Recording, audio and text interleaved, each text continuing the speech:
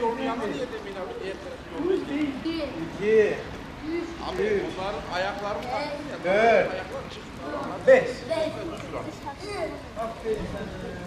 Mutlaka bir şeyler yapıyorlar. İndirebiliriz. Varsa şu.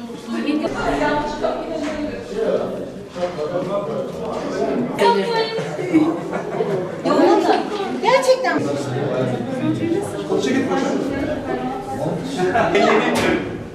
Sen ye. Ahmet. Bunlar da şöyle sapsa çıkarıyor.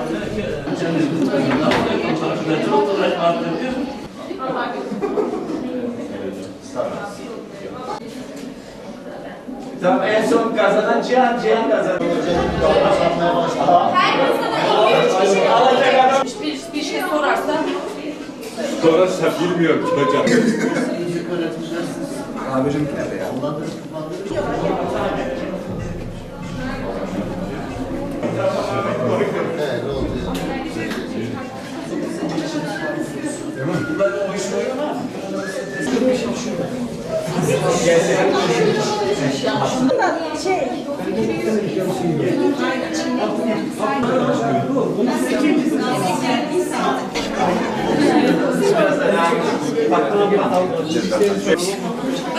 Müdürüm.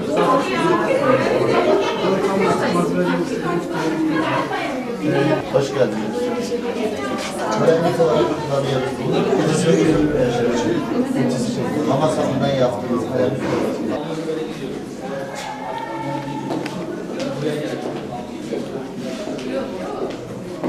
Şimdi gerçekleştirmiş olduğumuz proje Malatya Gedelimizde okul öncesinden başlayıp liseye kadar tüm kurumlarımızda uygulamış olduğumuz değerler eğitimi projemiz. Değerler eğitimi projesinde 3 yıldır şunu hedefliyoruz. Çevre bilincini konu alarak öğrencilerimize paylaşmayı, tasarrufu, sevgiyi, merhameti bizler uygulayarak yani davranışa dönüştürerek çevre üzerinden gitmeyi planladık ve bunların dönütünü de güzel bir şekilde almaya başladık. Her yıl bir temayla devam ediyoruz. 2021-22 yılımızın teması doğaya saygı. Bu kapsamda da aylık belirlediğimiz kazanımlarımız var. Geri dönüşüm bunlardan bir tanesi ve bugün Akşemseddin İşitme Engelliler Okulumuzdayız. Ben müdürüme ve kıymetli öğretmen arkadaşlarıma çok teşekkür ediyorum. Muhteşem bir geri dönüşüm sergisiyle karşılaştık. Öğrencilerimizle beraber kullanılabilir ve yaparak, yaşayarak öğrenmiş oluyor çocuklarımız. Hani sadece tasarruf edelim, koruyalım, atmayalım demekle davranışa dönüştürmek çok zor oluyor. Burada gördüğümüz kadarıyla çocuklarımız hazırladıkları materyalleri derslerinde de kullanıyorlar. Bu çok önemli bir kazanım. Ben okul müdürümüz Mesut Bey'e çok teşekkür ediyorum.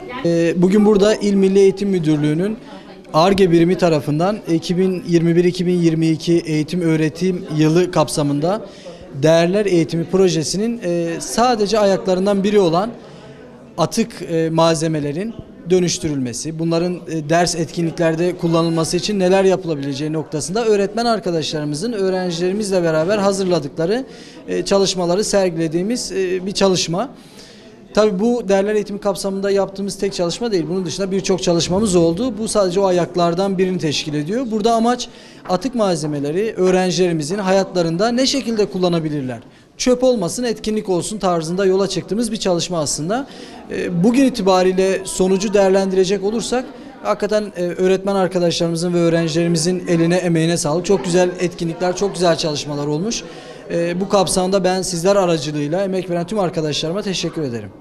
Özel eğitim öğrencilerin hayatlarında yaparak, yaşayarak öğrenme modeli çok önemli ve biz buna dikkat çekmeye çalışıyoruz.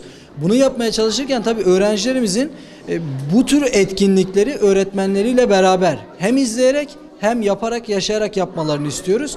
Bu kapsamda da öğrencilerimizin bu tarz atık malzemeleri çöpe atmak yerine değerlendirerek sınıflarındaki etkinliklerde kullanabilmelerini sağlamak, bunu yaşatmak, bunu yaşayabilmelerini sağlamak çok önemli tabii öğrencilerimiz açısından.